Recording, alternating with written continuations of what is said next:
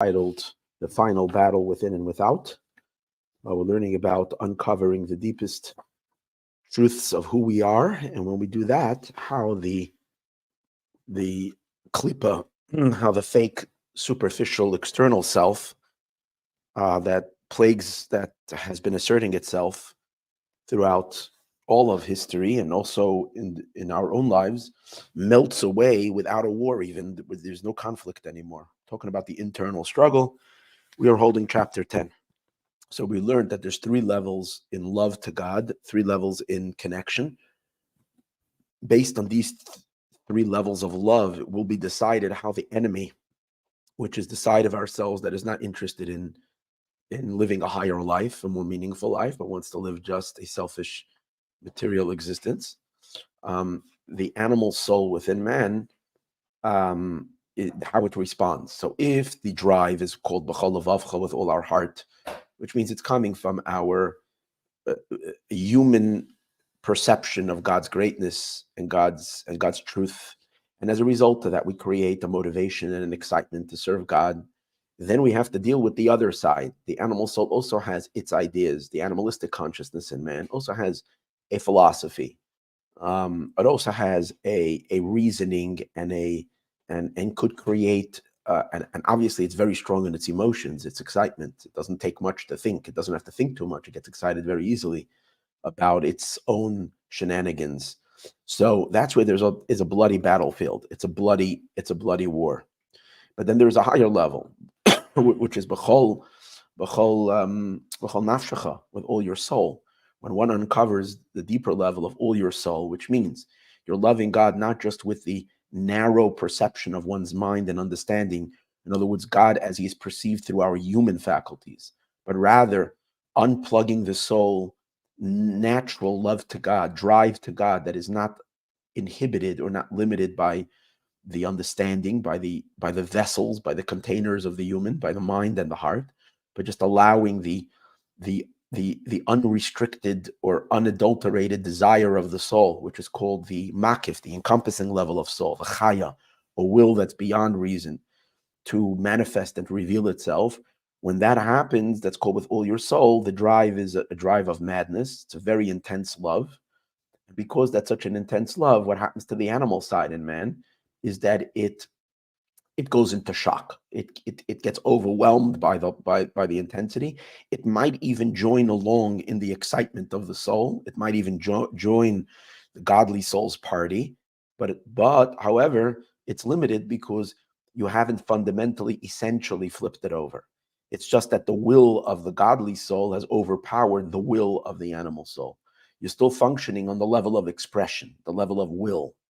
But then there is a deeper level, and that's what we're learning, is where the Padah Beshalom nafshi, so we're going to be learning later, where the redemption happens in peace, is when one uncovers their very, very divine essence of being. That's called the Yechida. And in terms of the levels of soul, it's the 5th level of the soul.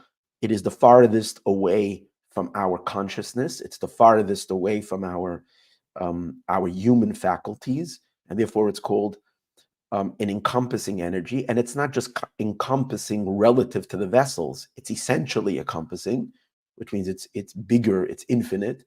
Its attachment to God is absolute and unchanging. As we learned yesterday and in the class before this, it's deeper than desire and it's deeper than pleasure. It just is one with the divine. It's the source from where all pleasure and desire come from. And when that level of soul is tapped and revealed within a person's consciousness, then the battle is over forever and ever, because one then completely flips the animal side of the human, the side of the human that is attached to physicality and to the pleasure of the physical world. It completely dissolves into the godly. And this level is constant. It doesn't change. It's not like in the level of desire, it changes, because you can have a powerful desire and desire can subside. Yesterday, I gave an example of having a powerful wind blowing. Wind is not a constant state. The wind could be blowing, but the wind could subside. This is deeper than the wind of the soul. This is the soul itself. And therefore, it never has a change of heart. It is. And if you can obviously it's very, very hard to bring this into consciousness. We were learning yesterday in the earlier class I gave yesterday that this level of soul is what appears in the messianic age. That's when this depth of essence is going to be revealed. Okay. So now we're holding chapter 10. And to understand all of this with added explanation, in this level of Mesiras Nefesh, this level of giving oneself over to God, ba'atzmus, from the very essence, Hanis that was mentioned earlier, which is higher than just giving over the will. You're operating not just from your will, you're operating from a much deeper place even than will.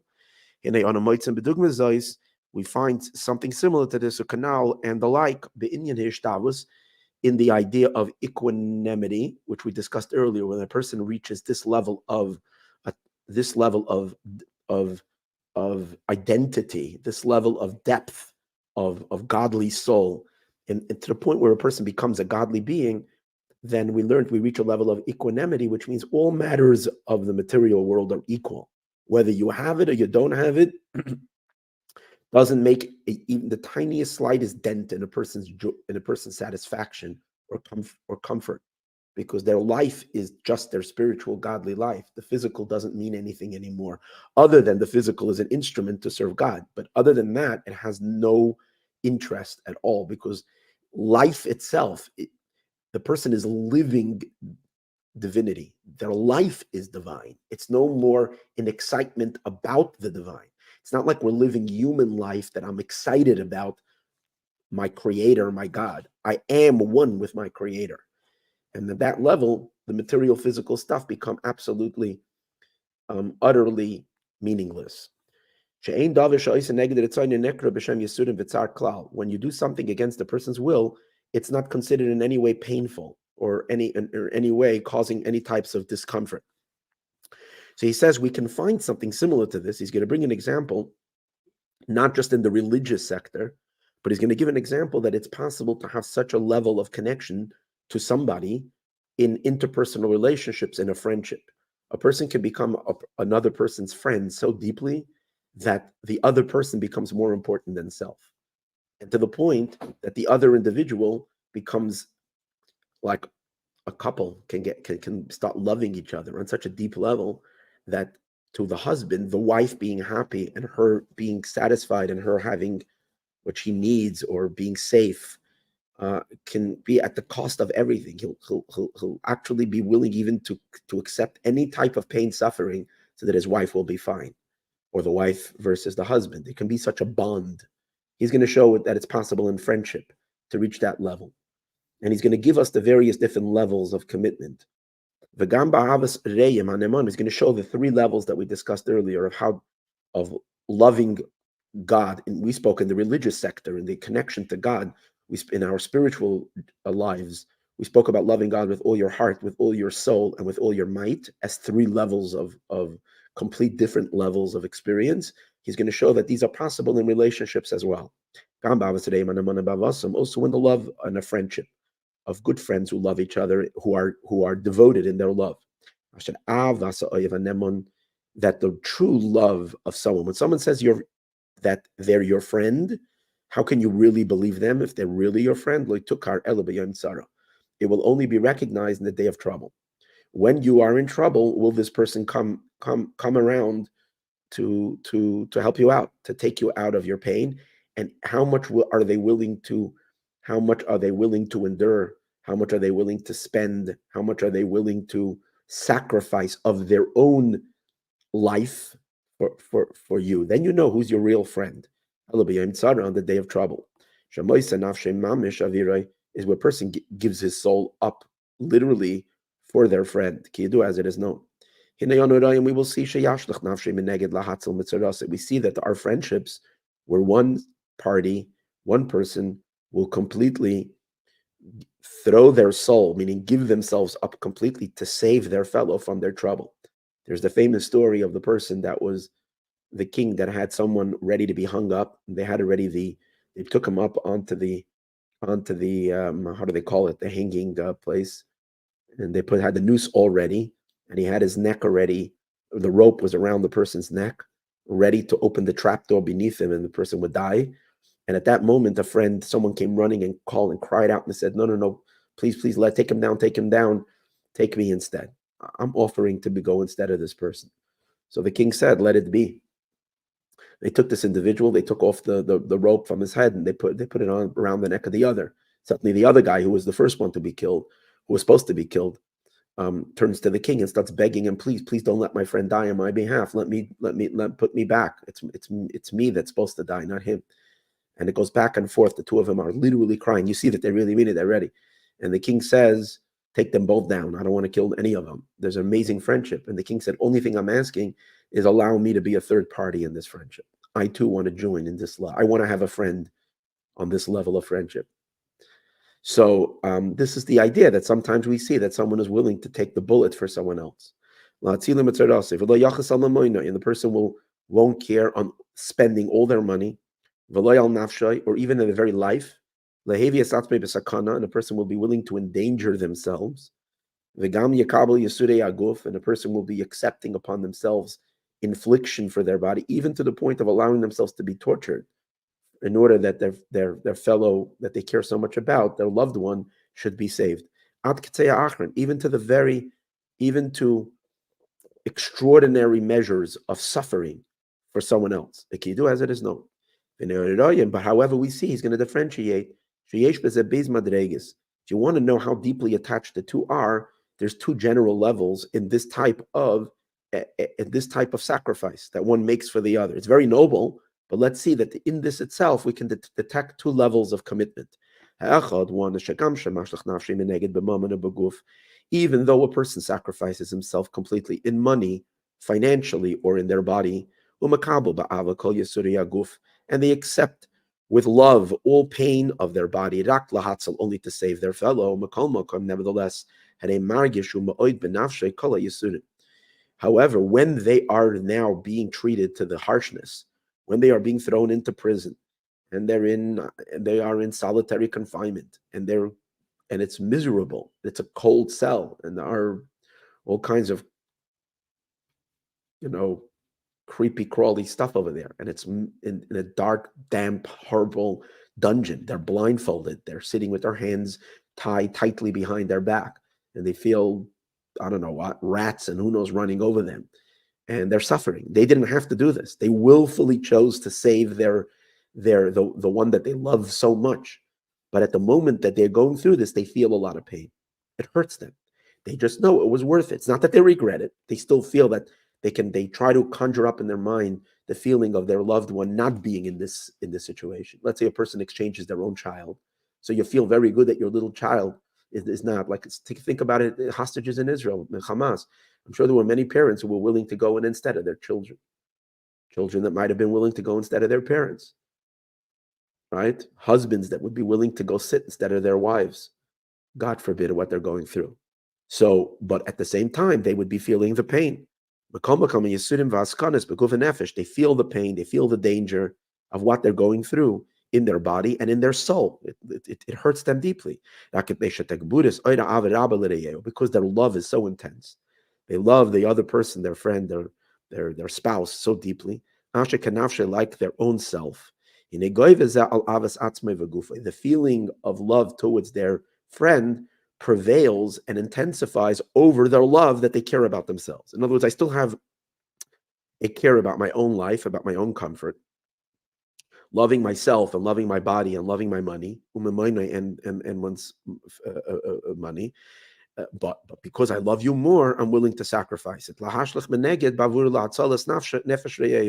throw it off and completely disregard it, because I know I'm doing something so special. I'm saving you, saving the soul of their friend. And even in this, where they feel pain, even in this, in other words, the first level is they feel pain. However, in the pain itself, that itself could be there could be levels on it. The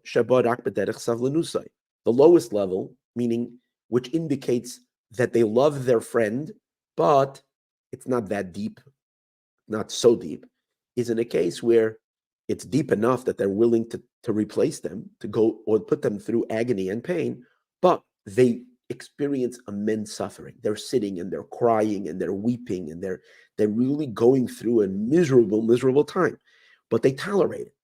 And when you ask them, would you rather that we release you and put your child back into this dungeon? Say no, no, no. But at the same time, all that it is, they're barely tolerating it. They're able to tolerate, they take it because they're taking it on willfully. They're tolerating all the pain and suffering, and the dangers. The fact that they're tolerating, meaning that they're still feeling all this immense pain and they're just tolerating it for the sake of someone else, means that they feel the pain very deeply. They're willing to tolerate laman ava. They're sacrificing. They feel they're making a tremendous sacrifice. Laman ava, for the sake of love. Then there is a higher level, meaning a deeper bond, where you become so identified with the one that you're loving that you can always feel, in other words, you feel the fact that they are safe and that they're in a good place and they're not being harmed. And you would so mentally and emotionally connect to their tranquility and peace that their child or whatever is feeling, that they could have been in the suffering and they're not. And that gives such a good feeling to them that feeling overpowers the suffering. But they still feel their own pain, but it's as if they've been gotten it's as if they've gotten a painkiller, because the pain is not as intense. Why? Because there is something, a tranquilizer, that's tranquilizing the pain. And what is that? The joy that they're feeling for the redemption or the exoneration of their beloved one. It's not just that they're tolerating. They're feeling love and they're feeling desire. And therefore they don't feel so much the pain and the suffering. Because true, there is pain. Their body is very uncomfortable and it might be hurting. But because their love for their beloved one is so powerful and occupies so much space in their psyche, occupies so much of their consciousness, that it drowns out their own personal pain. It's almost like 90% of my consciousness, or let's say 80% of my consciousness, is my loved one, and 20% I leave for myself. So, but if 80% I know my beloved is in a good space, so that, and they could have been, God forbid, suffering what I'm going through, and they're now safe, that makes me feel so immensely good that I only feel my pain 20% of what I should be feeling. Kind of, that's the idea that he's saying. Mitzad bitulam, because it's nullified b'miyut b'tachlis, in its minority. It is so because of the light of the great love that they have to their fellow, to the soul of their friend, and their deep friend. In other words, I know that I'm suffering for you, and I know you're in a good space. That makes it for me. That makes it okay. However, even in this case, so this would be equivalent. In the first case, would be equivalent to b'chol levavcha. There is a conflict. There is intense feeling of back and forth, but I'm prevailing and doing the right thing, although it's hurting me immensely. The second case is that the personal pain and suffering is being canceled by the immensity of the love. So then the immense love so that's similar to when the godly soul overpowers the animal soul's entire agenda and being and its life, its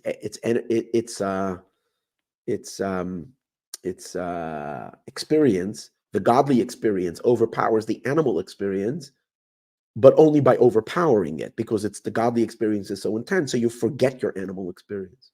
But the animal experience has not been completely eradicated. So quietly, the animal soul suffers if it's not getting its physical pleasures, because you're busy doing godly things. And the animal soul would like to have and experienced the various different nice things of the physical life, but it's being overpowered by the godly experiences, and to the point where the consciousness of the person almost forgets about the discomforts, but it's still quietly there. And this is the same idea that he's explaining over here, how you can see it in a friendship where a person still feels pain, but it's swamped out by their love for their fellow. Al derech hanal b'pchenes iskalus, like we spoke earlier about the two souls, b'pchenes hamochamash habeis ritzaynus, when there are two wills conflicting with each other, keshe'echad gover al zolasei hamenagdoi, when one person prevails over the other, when it's two different people fighting with each other, one can cancel the other. So we can see, as it is within a person himself, two different elements are conflicting. My love for you is being challenged with my love for myself, but my love for you is overpowering. Even if I can cause the other will to become nullified because it's so minute, it's so little, compared to the majority of the love, majority of the sensation right now, I'm feeling so much my connection to you. However, just like we spoke earlier, that a wind can be blowing very powerfully and it can carry a person, but the wind could subside. It's possible that I'm sitting there in this dungeon and I'm feeling so good about my fact that my child is in a good place, but then the love to my child will, for whatever reason, kind of like, weaken in my consciousness. It won't be in the focus. And suddenly I will start feeling how cold and damp and uncomfortable I am and how miserable I am.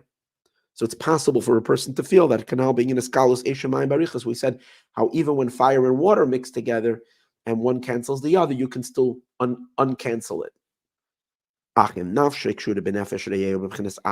However, if a person bonds with another person on the level of their essence, Avas David v'Yonasan, like the love like King David had to Jonathan, to Yonasan and David had a love that was so deep. Where the verse itself, scripture itself says, that he loved him like he loved himself. At the very level of essence, to the point that they cease to be two people. They become literally one person, one soul. So then I can so identify with you that that who is me, who am I am one with your soul, with you. So if you're in a good place, that's all that matters. I have nothing left. I have nothing that I care about other than you and your happiness. Nothing of self, because myself has become you. That's how deep the love can go. And at that point, the person can reach, it's so hard for us to imagine this, but they can reach a point that they can experience pleasure and delight while they're sitting in that dungeon. And that's all that they feel. Because all they experience is the fact that you could have been here and you're not here, and you're in this beautiful place now, and you're safe and you're sound and you're not suffering and you're good. And therefore, obviously, the suffering that will happen is because if you know that your friend is miserable or your child is miserable, that you're there.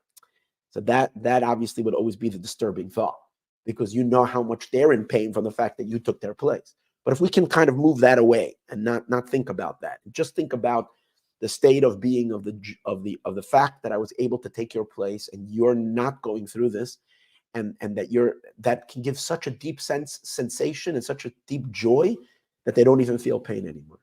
That's what he's talking about. That's the ultimate, and that corresponds to the level of B'chol Ma'odecha, when the godly soul cancels the animal soul so much that the animal soul ceases to exist. One's materialistic existence has become canceled so deeply that it ceases to exist completely. It joins the godly existence. And if the godly soul is happy because it can serve God, therefore, no matter how much suffering and pain I have in my physical life, it becomes meaningless. Like we told the story of Reb Zusha, who lived a very, very hard, difficult life. And yet, when they asked him, how do you thank God for the bad stuff in life? Like in the same way, like when it's good, he wondered and he said, I don't understand why you're asking me. I did not have a bad day in my life.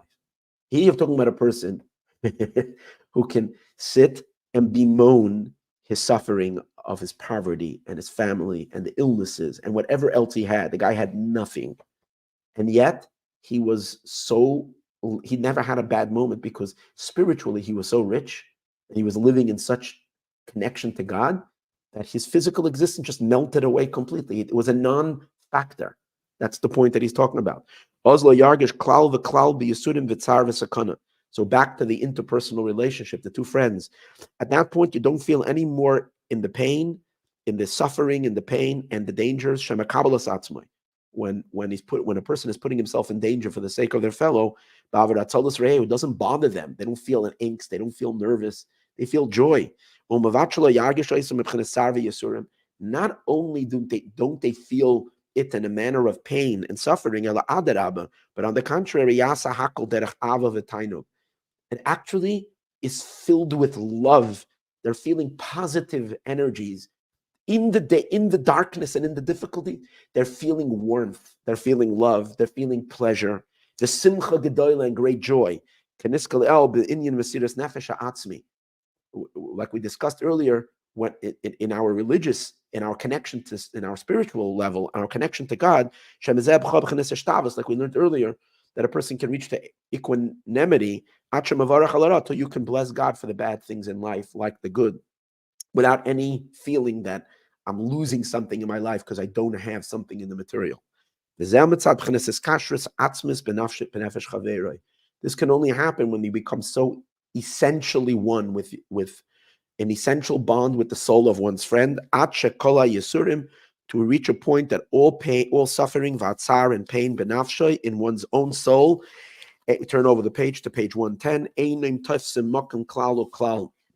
Do not occupy any space in a person's psyche. There's nothing, the fact, so it's not that the body is not hurting, but I don't even feel it. The kalam mamish chashiv, because it's considered not lagaba b'chinas ha'atzmis, comparison to the essence canal, ba'arichus be'inyan ha'bitul ha'atzmi.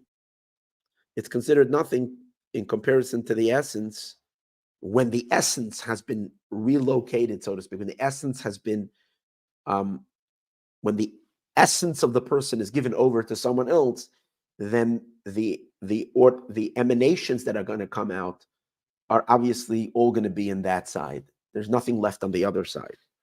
And therefore, the pain, the suffering and the pain, which he's receiving as a result of saving his fellow friend, it's not even called.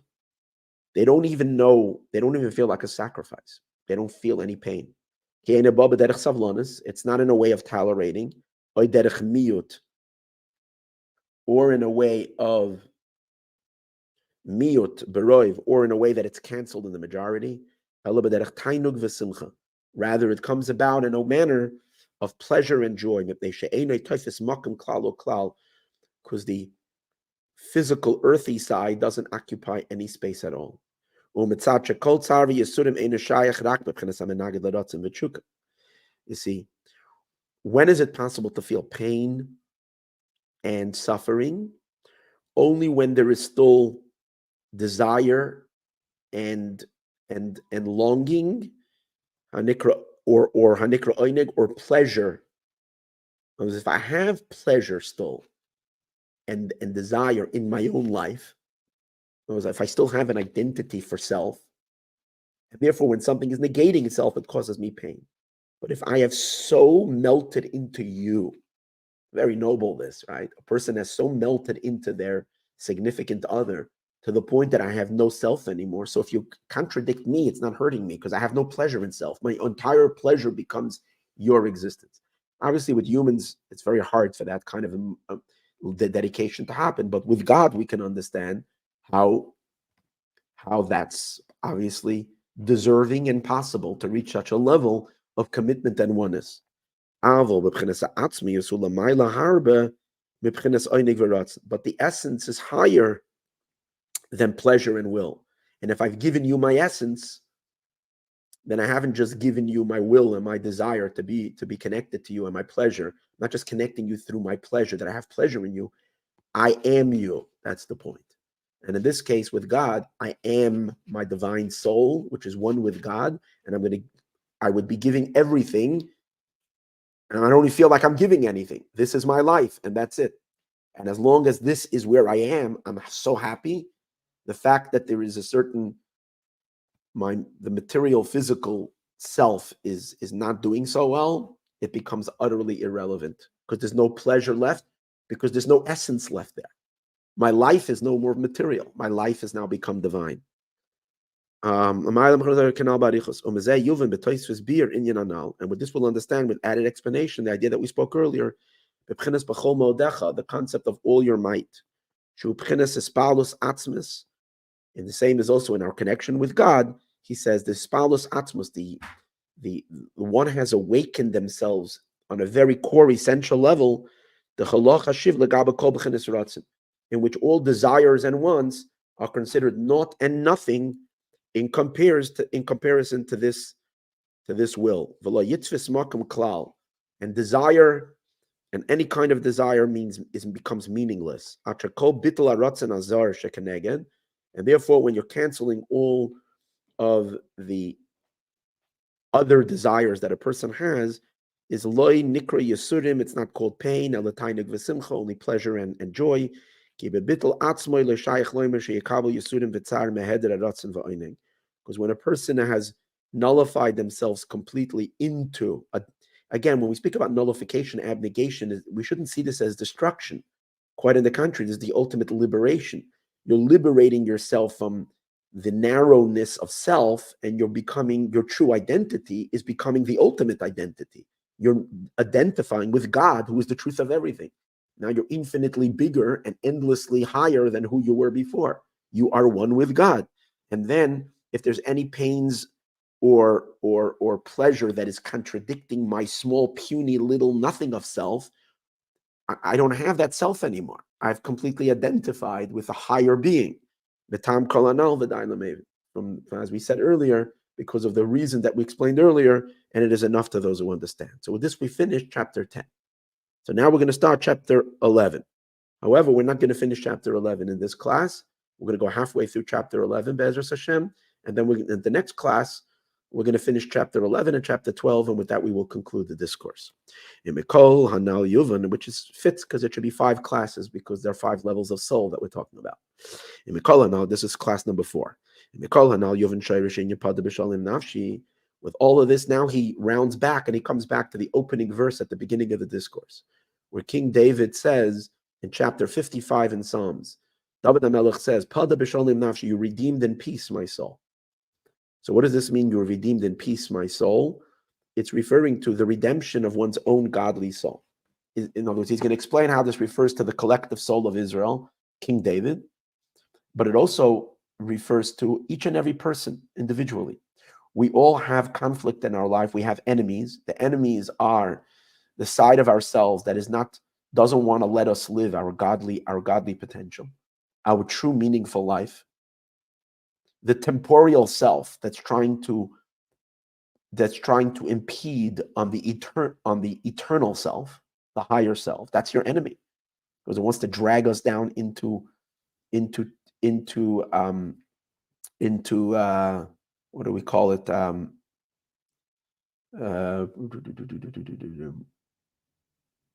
What do we call it when?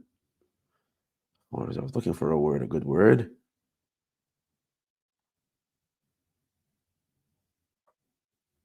A human life that has to end. I forgot the name of it. What was the word that's used for being? I don't know why the word flew out of my head. In any case, so that's considered our enemy. That's considered the enemy of our eternal life, our true self. So we can either live and serve our Creator and be living a higher life as a vehicle and as expression of God, or we can be living a animalistic, meaningless existence. So, and it's a conflict all of our life. It's a bloody battle, as we all know, and we all suffer from this battle, because we would all like to live on a higher plane, but we get dragged down by ourself. Our enemy is ourself, our foolish, superficial,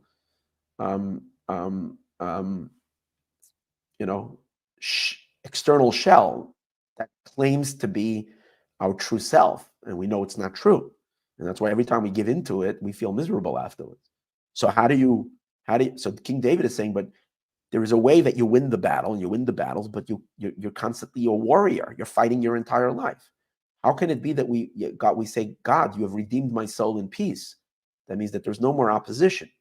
That can happen because you've helped me uncover my deepest truth of my soul. You helped me access my essence. And once I access my essence, then war is over. The war has ended. There's no more opposition. And I won't have any more conflict in my life. That's what he's going to explain in this chapter.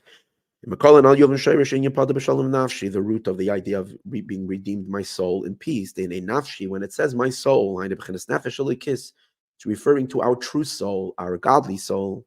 And there's two general levels of our soul. One, when it's still waging war with the animal soul, allowed to prevail over it, and to convert her, as we said earlier.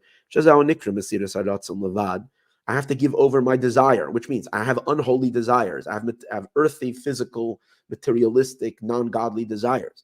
And I really feel that I want them. And I have to overpower them by employing my higher self, by reaching out to my deeper, higher self and evoking within it holy desire, godly desire, to overpower on my base instinctive, physical instincts.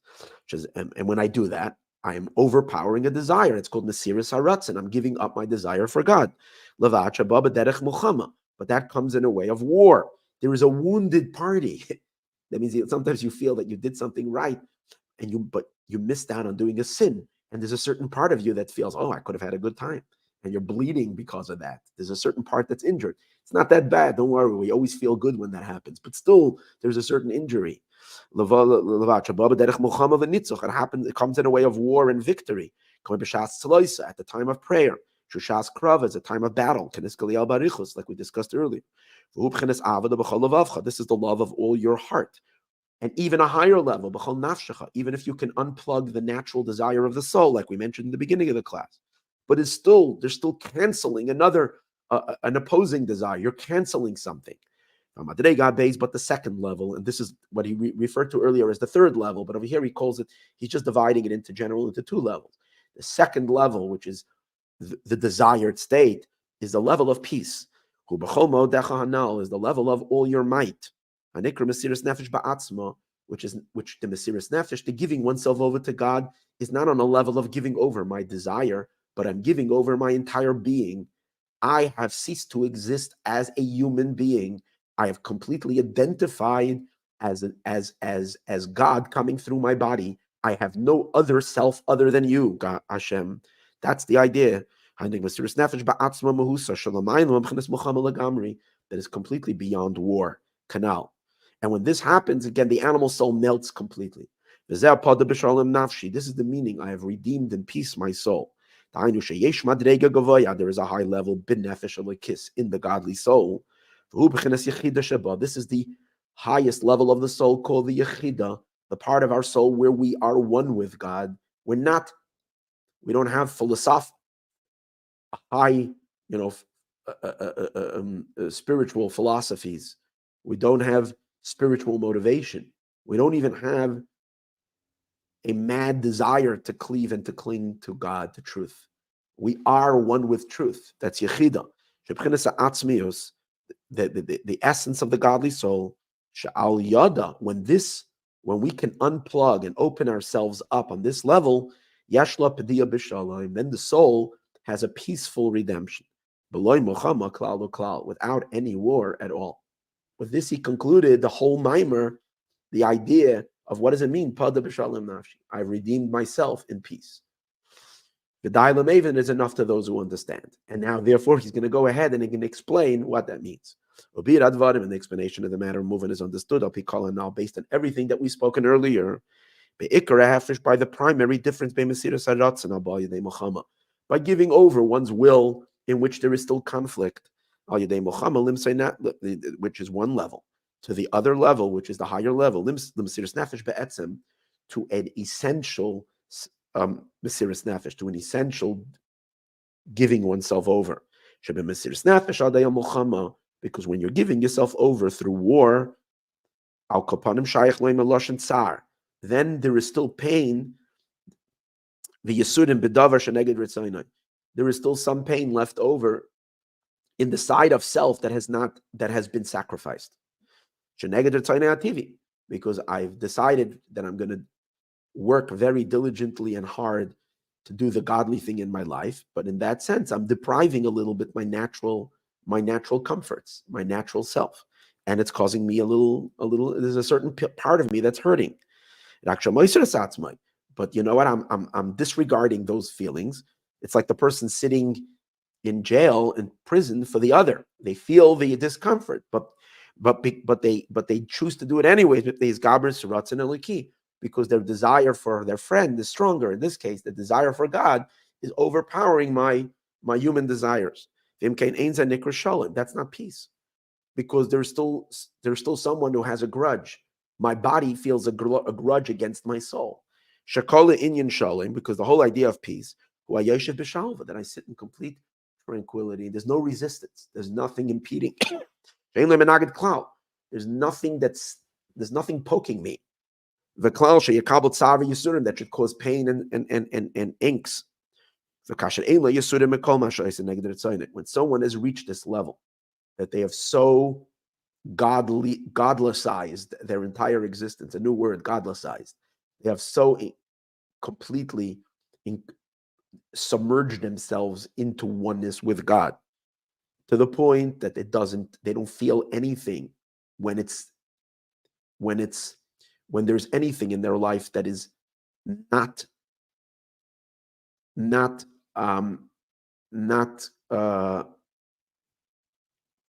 satisfactory, if you might say, to the physical body or to the physical elements of life. Doesn't bother them at all. That's called peace, internal peace. Because all foreign thoughts and all foreign desires have become nullified essentially. And therefore, since it's essentially not there anymore, without any pain in their soul at all, on not having this experience anymore. It's just completely gone. There's no feeling for it at all. It has completely disintegrated. And this can only happen when the holy essence of the holy soul has become excited, which means you've opened yourself, your consciousness up to the depth, to the essence of one's higher self. And therefore, all the nullifications of all other desires, are not called painful at all. They're only now referred. The only experience is pleasure and joy. The godly soul is now doesn't have any more opposing force. There is nothing that can cause the godly soul any interference. The person can live their godly life, fulfilling the mitzvahs, studying Torah, shining light and helping people, and doing good all day long. And there's never any sense of someone impeding on this tranquility and love, because there's no one else there other than your godly soul. Because the opposing force, has become essentially nullified, and without a war. You're not overpowering, you're just deepening your yourself of who you really are. And gone is the fraudulent self. It doesn't exist anymore. And the reason why it's so powerful, that the other side, why can't the essence of the other side fight back when the essence of the godly is revealed? So he explains, because once you uncover the essence of the godly, you've uncovered God himself. It's not until you don't get to your Yechidah, you're still a creation. And if you're a creation, you're a holy creation. So holiness could be challenged by the unholy. Holy creations are challenged by unholy creations. But once you uncover your Yechidah, you're no more a holy being. Your identity is God. The divinity in your soul is your identity. Once God is exposed, no one can challenge God. Because in the Yechida, Meir Oir Eliki, inside the Yechida shines divine light. Mamish, Shenikra Tzelem Elokim, it's called the image of God. You've exposed your image of God that's in you. Canal, which over here, according to the deeper understanding, is not just an image of God, it's a spark of God, literally. Then the steam of the animal soul has completely been knocked out of it. All will, all desire of the animal soul has become essentially, it's almost like a person gets castrated. So all sexual desire is gone. Now it's possible, I would imagine, that a person can still have a mental connection because of imagine if someone has been castrated from when they were a child, so they never felt ever a sexual urge, so it doesn't exist in them, it disappeared. So we understand if a person had it and then this happened to them, then they still be at least mentally still connecting to that kind of a desire. But in this case, it's almost like the godly soul castrates the animal soul completely, not just from sexual desires, from anything else. And you would think, oh, God, that's poor thing. Not poor thing. Now you can live purely divine life, a purely godly life, which is a million gazillion times more pleasurable, delightful, and satisfactory because it's infinite. Like,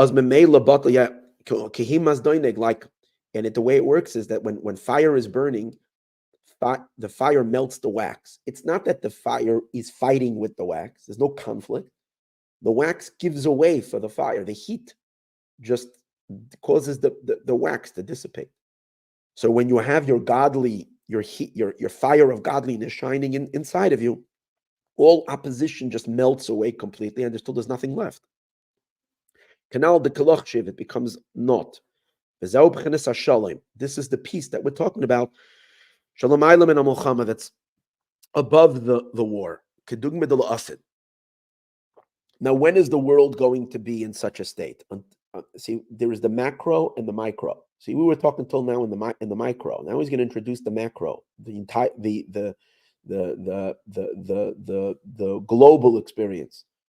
See, until Mashiach is here, there have been times when holy forces were dominating the world and times when the unholy was dominating. So there was always battle and conflict between good and evil.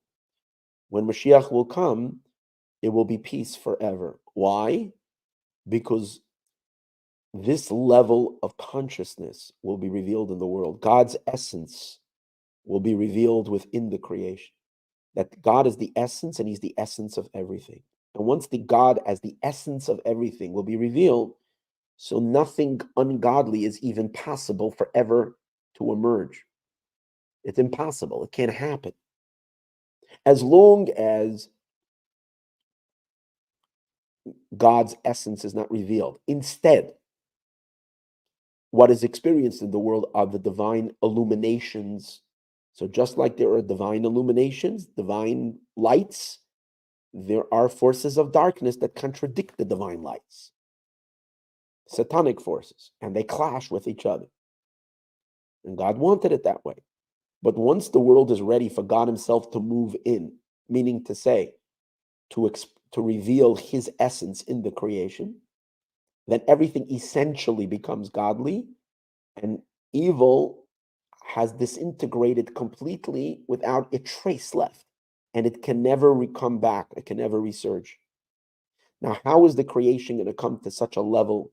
How is it going to happen in the entire world? He's going to explain that that's Mashiach's soul. Through Mashiach, in Mashiach's soul, God will reveal himself. As we discussed yesterday in the earlier class, it's very worth listening to the class called Wake Up, Mashiach is Here that I gave yesterday. In that class, we discussed how in Mashiach's souls, God's essence is revealed, and Mashiach's soul is the essence. His essence is one with the essence of God, and he is the root soul of this level of consciousness in all of the Jewish people. And when he reveals himself, he enables this level of essence to be revealed in all souls. And once it's revealed in all souls, it can then later be revealed in the rest of humanity and in the entire world. and then everything changes. So he's going to give us that process right now.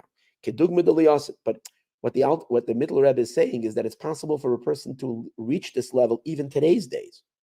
We can reach this to tzaddikim only. Great people can reach this. But when Mashiach will come, this will become the state of existence for everybody. There won't be any more wars, as it says. That nation will not lift the sword up against the other. That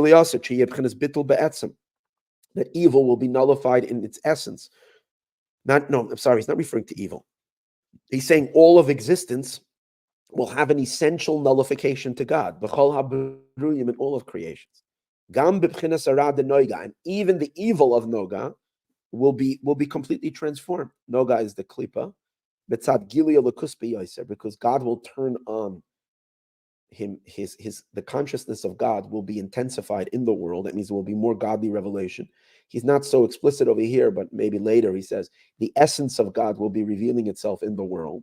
And that will cause that it will affect all of the world, as it says, Lo yareyu v'lo yashchisu. They will not do any bad anymore. V'lo yashchisu, and there won't be any more violence. And that's a verse in Isaiah chapter 11, actually. This is also chapter 11 in this book. It also says over there, Aryeh kebakar yoichel teven, that the predatory nature of animals will also cease. This will affect even animals. They'll feel different. A lion, because the lion will be so conscious of God that it won't be able to kill another one of God's creatures. It will have to find lunch elsewhere. And the verse says lions will eat grain in the same way like cattle does. And so too in humans, in the nations of the world where many of them are evil, like Hamas and others. So if it says that all the nations in the world will flock to God, they'll all be seeking only one thing, to come close and to seek out divine wisdom and divine illumination. Everybody will be attracted to one thing and one thing only, the knowledge of God. They will be completely nullified. Without war. The consciousness will change. There'll be a massive shift in global consciousness. So much so that people will feel so God so strongly that people will run into caves because of the dread of God. Might be made David, and this is unlike the days of King David. That was also a time when the divine kingdom was manifesting. But by King David, the consciousness of the world was not yet godly. So King David had to fight physical battles against. Not like in the days of David and Joshua, that were required to conquer through war. And the reason why, because they did not have that level of divine revelation, did not exist in the past. That's why they had to fight. And that's because it's all dependent. It's all connected to Mashiach himself. That's because in Mashiach himself, his galus, in his soul will be the revelation, the p'chinas pnimius atik yomin, the innermost of the Ancient of Days. We know that there are sephirot, attributes through which God shines into the world. So the attributes start with Malchus. It's the most diminished divine attribute, the attribute of kingship, which is now the force of God that he interplays with creation. Higher than Malchus are the divine emotions. The Malchus is divine speech. God creates the world through his speech. So it's almost as if God is outside of the world, but he's delivering his speech into the world. Then there is deeper level of the divine called the divine emotions, which certain times these divine emotions were experienced and felt within creation. It's a higher revelation. Then there is a level of divine intelligence, which is higher than the divine emotions, which by the giving of the Torah, the divine intelligence was released into the world. Higher revelation. And then there is higher than the divine intelligence, the infinite light of God called Keter, the crown. That's kind of outside of the experiences of the creation. And therefore the creations are numb to it. They have no clue. They're oblivious to it. It's kind of outside of, when that is revealed, miracles happen. It's enormous, powerful, similar like the lights of the story of Hanukkah. Like powerful godly revelations sweep through the world, and the world experiences intensified godly consciousness. But it can be temporary. It's not all forever. That's called Keter, the lights of the Keter. The crown is revealed. But then in Keter itself, there is the higher side of Keter, which is called Atik Yomen, the Ancient of Days. And that was revealed, that level of divinity was revealed in creation, maybe by the moment of the Exodus. And when God gave the Torah, at that incredible moment, the Ancient of Days was revealed, which is God's truth as God is. But then, it's God's revelation as God is revealing his light, not to the creation, but utterly like to himself. But he says by Mashiach, it's even deeper. The innermost of Atik Yomen, of the Ancient of Days. Wow. And that's what? That's God's essence himself. And that will be revealed in Mashiach's soul. Mashiach will experience this level of divine, of God's truth he will be conscious and experience, he will be unified. You can't be conscious of this and be anybody else. He will experience himself completely one with this absoluteness of God's truth. The innermost of the Ancient of Days, the first three, which is the Chabad, the Chachma Bina Das, the wisdom, the understanding, and the knowledge of Atik Yomen, of the Ancient of Days. Hanikra Galgalta, which is called the skull of God. Shesham Meir Ma'atzmius Orein Sof, which over there, on that level, shines the essence of the Infinite One, blessed is He. And that's much higher even than divine desire. It's divine essence. It's even higher than will, than divine will, and even higher than the will of all wills. Makar kol haratz, and it's even higher than the source, because the source of will, the simple will that's the source of all will, is still desire. We're dealing with pre-desire, God's very substance of self. It's higher than any will, its essence.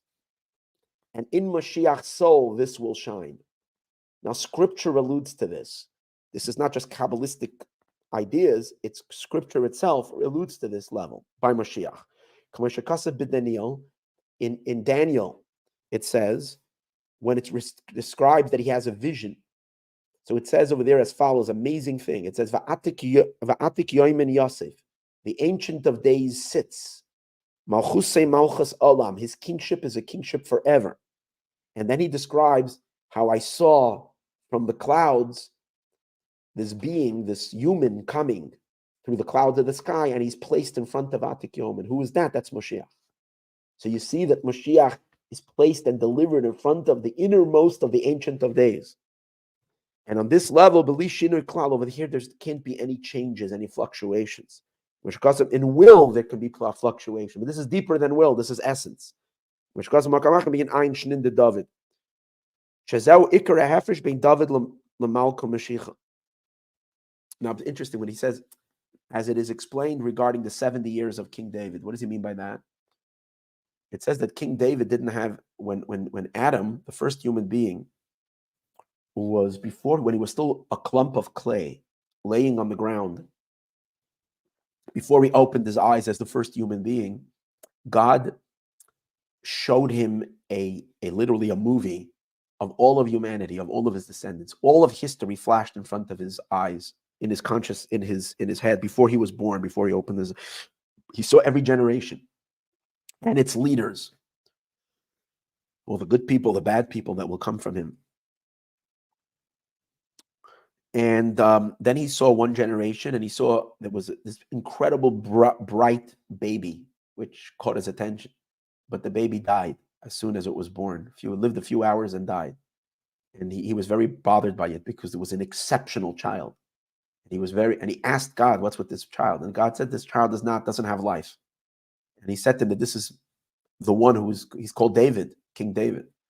And Adam said, you know what, let me contribute 70 years of my life to him so he can live 70 years. So it says, so the Talmud says that as a result of that, Adam, the first human being, instead he was supposed to live 1,000 years. He lived only 930 years. That's his age. He passed away when he was 930 because the 70 years was subtracted and it was transmitted to King David. Now, it explains in Hasidic in deeper Hasidism, in Kabbalistic writings, that Adam, besides Adam being the physical human Adam, Adam also represents the divine attributes. It's called Adam, the supernal human. And when it says he gives King David 70 years, means he's giving on a spiritual level, he's creating the soul of David with the seven emotions. Just like this, the supernal human is made up of the divine intelligence and divine emotions. So God is giving, God himself, which is the supernal Adam, is giving life to King David. David doesn't have his own life. He's living off God's life. That's why he was such a godly person. His life was God's life. However, it came from God's attributes, from God's emotions. King David's great grandson, Mashiach, the ultimate King David in his ultimate manifestation, his grandson, who is, King David was only the starter. It says about him that he doesn't either have life. Mashiach is also without life. That explains what I said yesterday, that the Rebbe says that Mashiach is here already, and then the Rebbe seems to have passed away. Because it says about Mashiach that he doesn't have life. And King David prays for his grandson. And he says, Chaim Shalomcha, that Mashiach is seeking life. He's begging. But in the verse it says he's seeking life, mimcha, from you, not from your attributes. Because it says Mashiach's life is not going to come from the divine attributes. Mashiach's life is plugging into the very essence of God, not his projections. And that's why Mashiach is going to bring a consciousness to the world that is way beyond ever. And when that is revealed, when that is unplugged into the world, there is no more evil, there's no more conflict, there's no more darkness. What's really exciting is that this is supposed to happen very, very soon, momentarily. So this is what he's saying over here. This is the main difference between King David, Lamalka Mashiach, to Mashiach. Amar David, and David, when King David was praying and he said, "You have redeemed in peace my soul," he knew it wasn't going to happen in his lifetime. He knew that his entire lifetime he's going to have conflict. But he was referring to his grandson. Padah Beshalom nafshi nefesh David, the soul of David, it's the same soul, but as it will be upgraded in the future. It will be elevated into the first three attributes of the Ancient of Days, the Adam Kadmon and primordial man, much higher than Adam Harishon, as it says about Mashiach, that he will be elevated very, very high.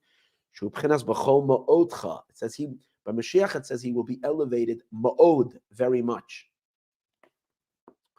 So ma'od from Mashiach is the same word as it says you should love God with all your might, b'chol ma'odecha.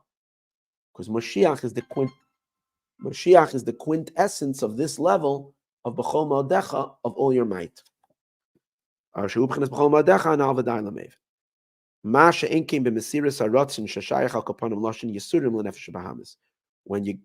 you give up your will, it still causes pain. Go out and, if you can, go out and tell mom that another five minutes. Okay? Yeah, tell her another 5 minutes. Why? Because she needs me. Tell her I'm going to be available in 5 minutes. I'm finishing the class.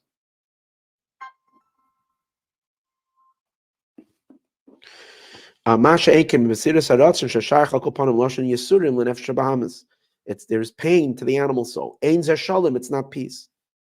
And it's not only the animal soul is, when the animal soul has not been transformed, the animal soul, when we're not satisfying its desires, feels hurt, feels neglected. But he says it's not only problematic to the animal soul, it causes pain to the godly soul as well. Why? Because the animal soul is bothering the godly soul, that the godly soul doesn't either have, the godly soul, it becomes the godly soul's headache as well. Because the godly soul is being conflicted by the animal soul weighing it down. So it's painful to both until a person hasn't reached this level. Also to the godly soul. Even though the godly soul itself doesn't have these animalistic cravings and desires, and it doesn't feel pain when its eggs, when its omelet got burnt, and it was expecting to eat it to have a good pizza or something, and it got burnt. The godly soul is not upset. The animal soul is. But since the animal soul is upset, it bothers the godly soul as well. But just this fight And just that it has to fight with the animal soul, that too causes pain. The godly soul, because it still has an opposition. It's busy converting it. And more. The very fact that we still have a battle, it causes the godly soul to also become dirty. As we remember, we spoke in the beginning class, that when you're wrestling with a muddy person, you will become muddy. So the godly soul wrestling with when there's an internal conflict between our godly and our ungodly self, the godly soul will also become filthy. By the filthy garments of the animal soul.